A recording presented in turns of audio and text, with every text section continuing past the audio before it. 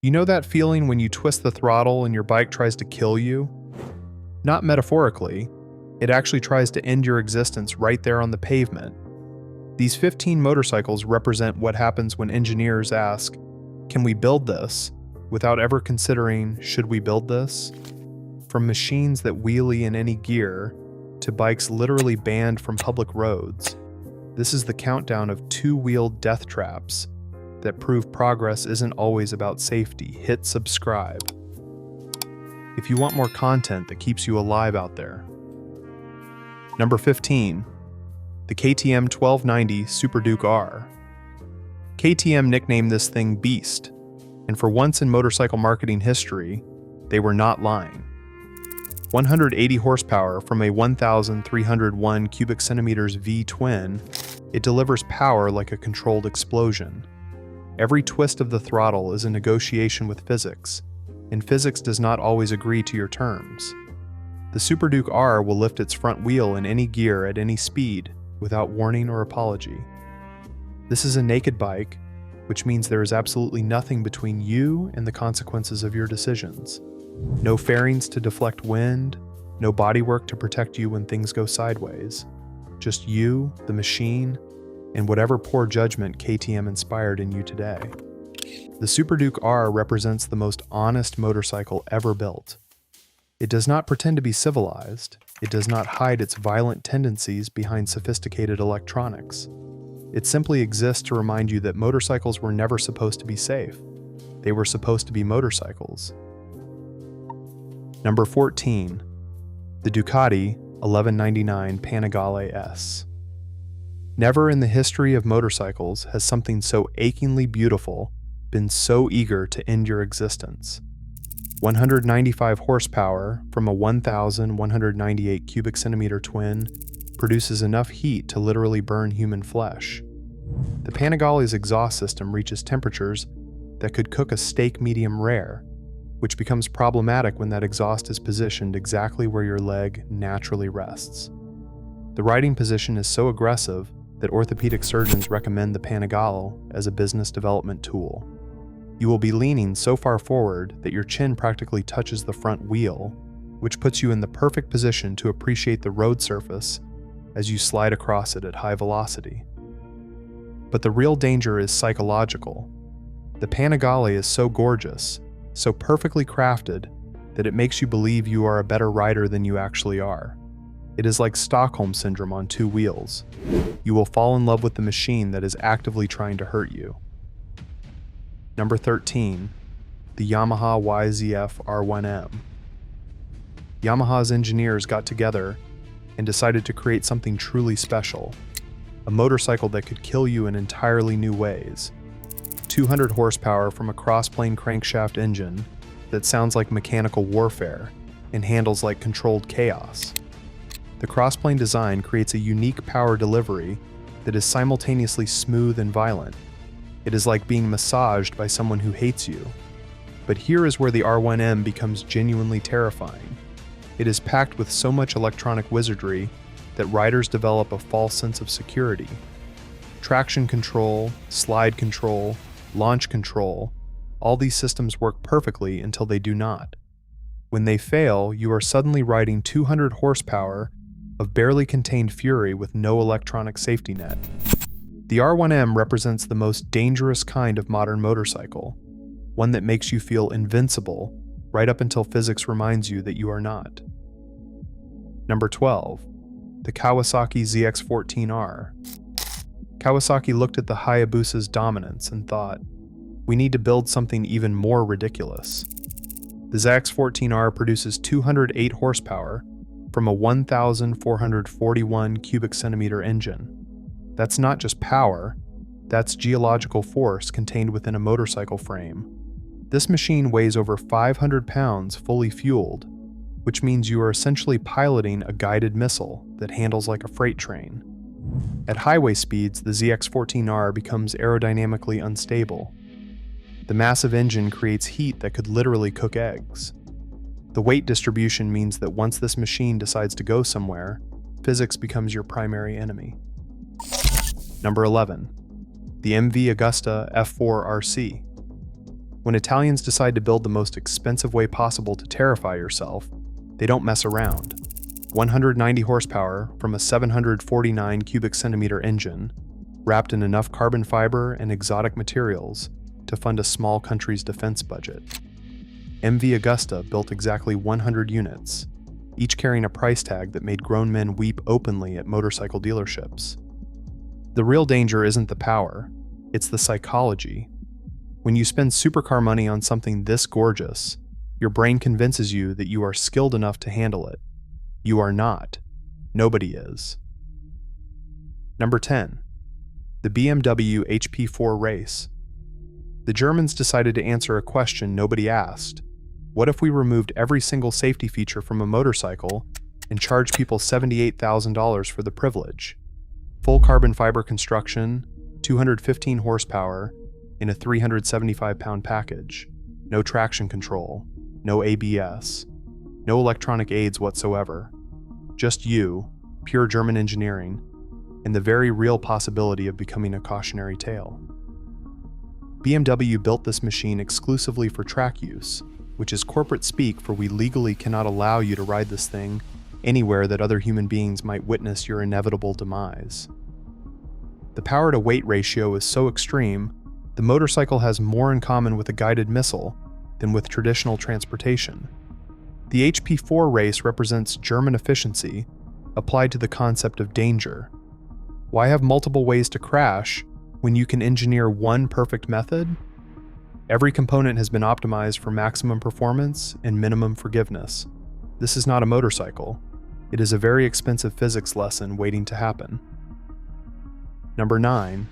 The Honda RC213VS. Honda took their MotoGP race bike and decided to make it street legal.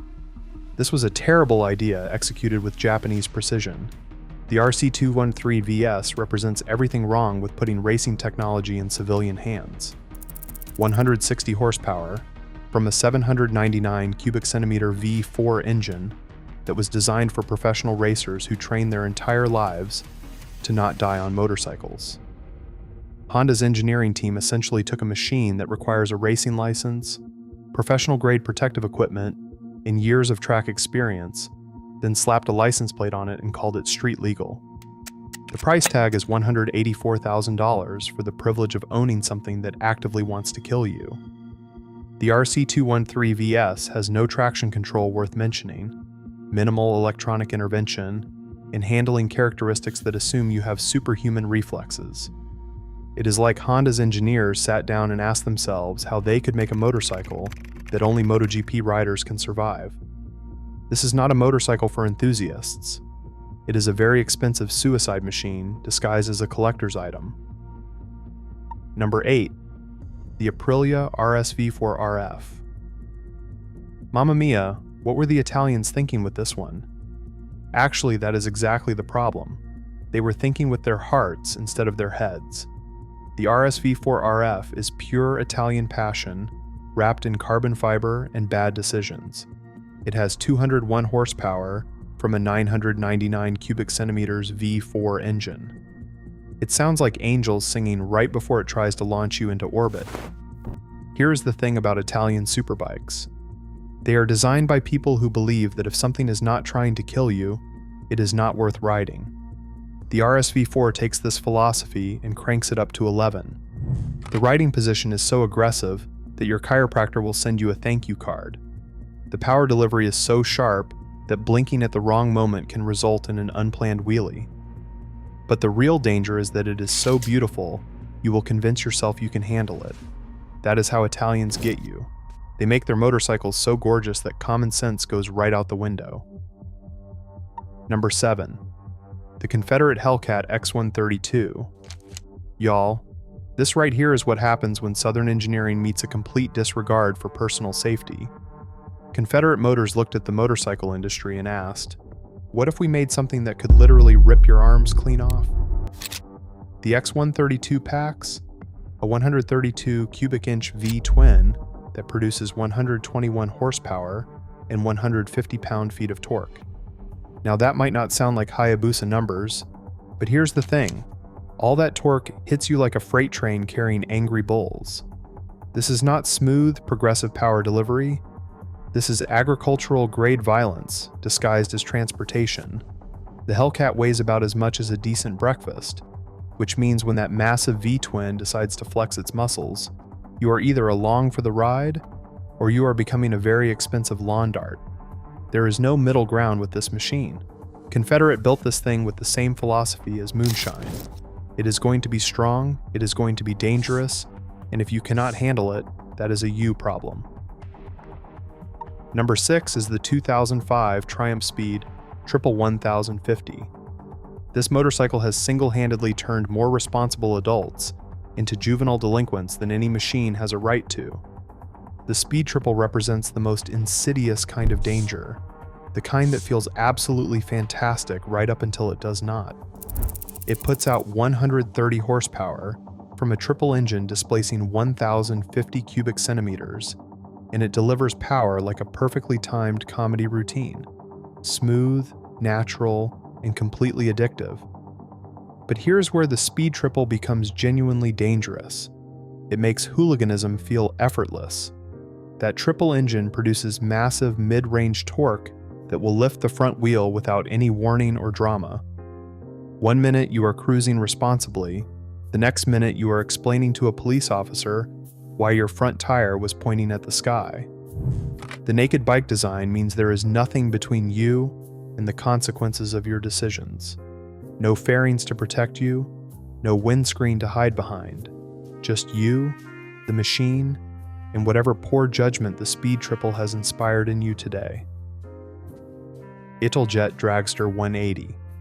Don't let the innocent scooter appearance fool you.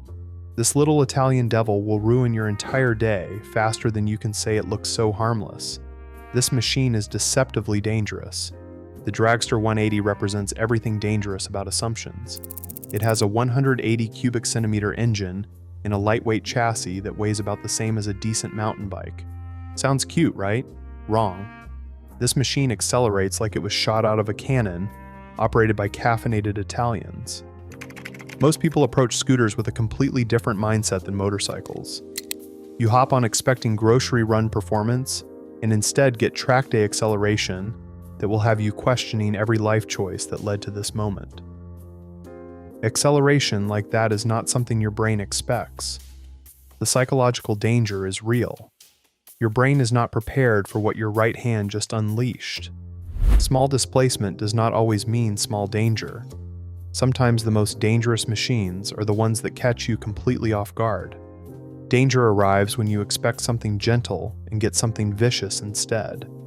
When you are expecting a gentle lamb and get a rabid wolf instead, that is when accidents happen. Number 4, the Buell 1125R. This was Eric Buell's final engineering experiment, before Harley-Davidson pulled the plug on the entire Buell operation in 2009. The 1125R featured a liquid-cooled 1,125 cubic centimeters, Rotax 5 twin engine, producing 146 horsepower. But the danger factor was not in the power output. It was in unconventional engineering decisions that made this motorcycle behave unpredictably. Buell implemented a fuel-in-frame design, where gasoline was stored directly in the aluminum frame structure. While innovative for weight distribution, this created handling characteristics that many riders found unsettling. The bike's center of gravity shifted as fuel was consumed, altering the motorcycle's dynamics throughout a single ride. The chassis geometry was equally unconventional. Buell's rim-mounted disc brakes and unique suspension linkages created a riding experience that required significant adaptation time. Many test riders reported that the 1125R demanded constant attention and offered little margin for error. The 1125R's danger stemmed not from excessive power, but from experimental design choices that prioritized innovation over predictable handling characteristics. When unconventional engineering meets real-world riding conditions, the results can be genuinely hazardous.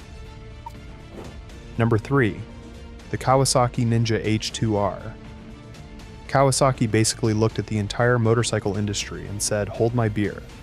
This thing is literally banned from public roads. Not restricted, not limited. Banned. It is illegal to ride this motorcycle anywhere except a closed track. Think about that for a second. When was the last time a vehicle manufacturer built something so dangerous that government said no, absolutely not? The H2R packs a supercharged engine of 998 cubic centimeters that produces over 300 horsepower, 300 on two wheels. It is like strapping a rocket to a bicycle and calling it transportation. But the real party trick is the little winglets sticking out the sides. They are not just for show. At high speeds, this bike generates so much downforce that it could theoretically drive upside down, which sounds cool until you realize what happens when those aerodynamics work against you instead of with you. Kawasaki had to put warning stickers on this thing, actual warning stickers on a motorcycle, that tells you everything you need to know about how seriously dangerous this machine is. Number 2, the 1999 Suzuki Hayabusa. This is the motorcycle that made world governments lose their minds, and emergency meetings happen in boardrooms across the globe. When Suzuki unleashed the Hayabusa, they didn't just build a fast motorcycle. They built a two-wheeled missile that could hit 194 miles per hour straight from the factory.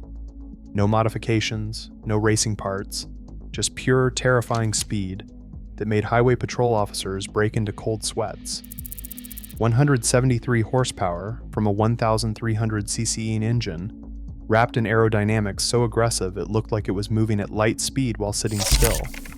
The name Hayabusa means peregrine falcon in Japanese, the fastest bird on the planet.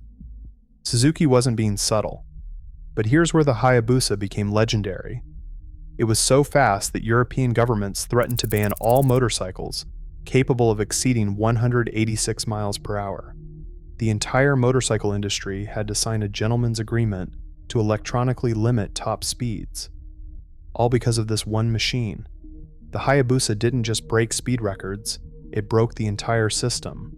One motorcycle forced every manufacturer on Earth to agree that maybe there was such a thing as too fast for public roads. Number 1, the Dodge Tomahawk.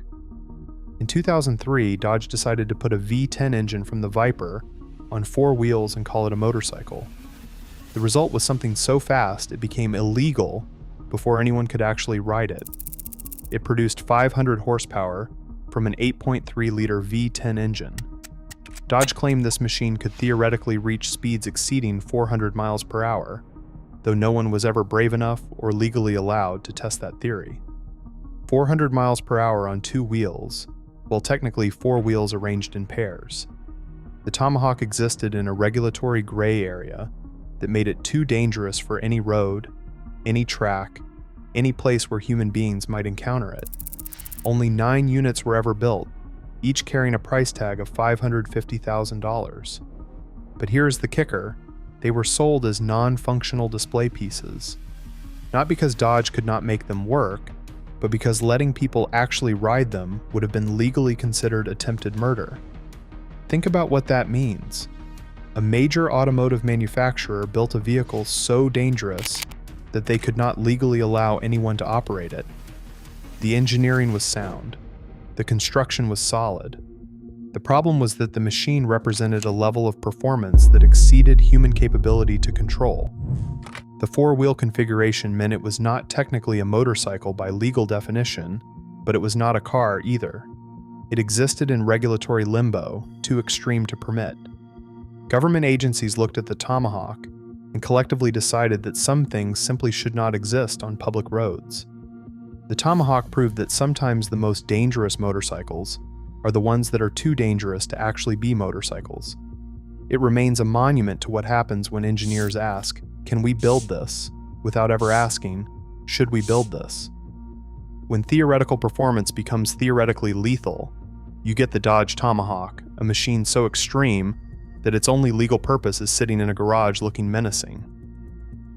So there you have it. 15 motorcycles that prove engineers sometimes have too much imagination and not nearly enough adult supervision. What is the most dangerous motorcycle you have ever ridden? Drop a comment and let me know. Hit subscribe for more content that keeps you alive out there.